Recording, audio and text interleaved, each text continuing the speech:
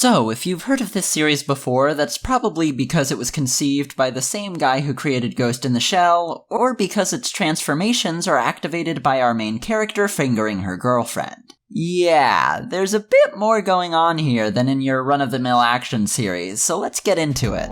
For those of you who don't know the know, this is the show where I hold the poll. When I hold the poll, I have the goal of knowing what show I'm gonna go watch. Ooh, and then I'm on the clock. I've only got a month before I've got to talk about the show that my patrons chose. It's only $2 to be one of those, and so, here we are, chatting about the winner of this month's poll, Pandora and the Crimson Shell. First up, of course, is our couple. Nene and Clarion are cute for sure, but they aren't going to be enshrined in the pantheon of all-time great girl couples. There's a nice little arc of Clarion opening up to Nene, essentially being taught to move past robotic, purely logical reasoning and consider the value emotional factors can have. We see this when Nene insists upon saving a girl in a burning building, even when the statistical chance of success is very low, and eventually gets Clarion to give in to her gamble. And then, as an overarching representation of this growth, the gag where Clarion bans anyone from touching her ears comes full circle when she finally lets Nene do so. As far as these things go, their interest in each other is also relatively explicit, which is nice. They both seem to be into the racy transformation routine they go through. Nene is constantly going on about how adorable Clarion is, and so while it's not quite at fully undeniable romantic levels, it'd be tough to do so. Even with these well-done elements, though, the relationship is still fairly bland. The dynamic between the two only really involves that generic one partner causing the other to open up storyline, and so lacks any real intrigue or drama. As an example, the leads in Bloom Into You have a lot of individual hang-ups that they've got to navigate in maintaining their relationship, which keeps things interesting. And then as far as chemistry goes, Nene and Clarion have a typical goofball and straight man setup. Nene is high energy and does some wacky stuff that Clarion will inevitably react to in an ultra-deadpan manner. You've seen this a lot if you've seen much anime is what I'm saying.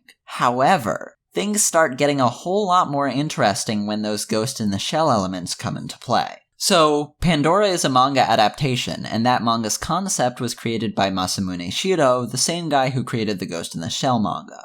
That's not all, though. This series is actually set in that same universe as Ghost in the Shell, right as full-body cyborg technology is emerging, but before it's become common enough to be seen as a normal everyday thing like it is in Ghost in the Shell. This means that when people see Nene walking around with a body that's obviously robotic because the tech hasn't advanced enough to make it look identical to a normal human one, they assume she's a simple robot and not an actual person. This is where the show's gay elements get juicy. Throughout the series, people will assume one or both of the girls to be robots and treat them as such, be that giving an order to them or stealing them to sell for parts. In setting things up like this, Pandora creates a world that objectifies this pair, in that this world often views them as literal non-sapient objects. And because of all of this, there exists a tension within the series. On multiple occasions, that person mistaking them for robots will get sexual with that observation, remarking about how cute or attractive they are. So what we have here is a series that sets up a strong allegory for the way people, especially women, especially women who are into other women, are objectified by society. And yet at the same time, one of this series' defining elements is its racy transformation scenes that are built on marketing the ecchi appeal of women being into other women. In fact, in the wake of Ghost in the Shell's massive success, Masamune Shirow ended up not making much more manga and instead just draws a whole bunch of erotica now, because he can. Now, using your incredible artistic skills just to draw hot women because you can support yourself off of Gits money forever is pretty badass, but like this series, Shirow often uses woman-on-woman action for his commercial erotica.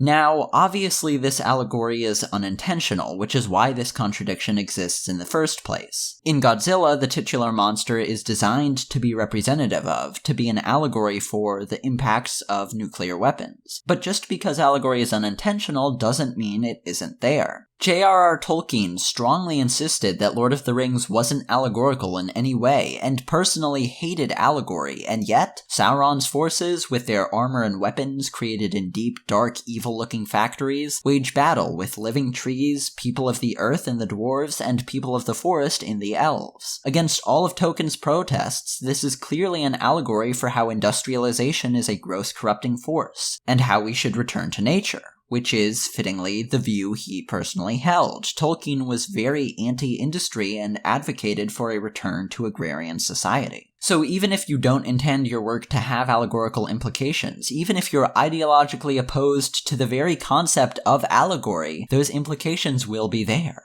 Which brings us back to Pandora. Really, Pandora and the Crimson Shell is a series all about ignoring the implications of the more complex things going on around its characters in order to foreground its cute action comedy antics. Remember, this is the same world as Ghost in the Shell, and all throughout the series, a complex web of competing government and military factions are interacting with each other. The geopolitical happenings of the wider world really do feel like they're all thoroughly thought out in someone's head, but the series just isn't too concerned with filling us in on them. If I had to say that Pandora is about anything, I'd say it's about looking past the complexities and many layers of the world around you in a simple pursuit of your desires. In the first episode, Nene gets asked what she wants, and she answers with conviction when she says, "World peace," but not much thought is really given to how she'll accomplish that. Set in the same world as one of the series with the most carefully constructed geopolitical climates in anime, Pandora's world seems to share that considered construction, but insists that being concerned about all of that really isn't too important. And so Nene goes on her merry way, doing whatever seems like the best thing to advance world peace in any given moment and fawning lovingly over Clarion. It's fitting then that the show's worldview is reflected in its treatment of the two. It ends up commenting upon how absurd and sometimes unpleasant it is when people are viewed as nothing more than objects to serve base desires, while it commodifies the appeals of these girls' attraction to each other, and while its creator has made a habit of doing the same for decades.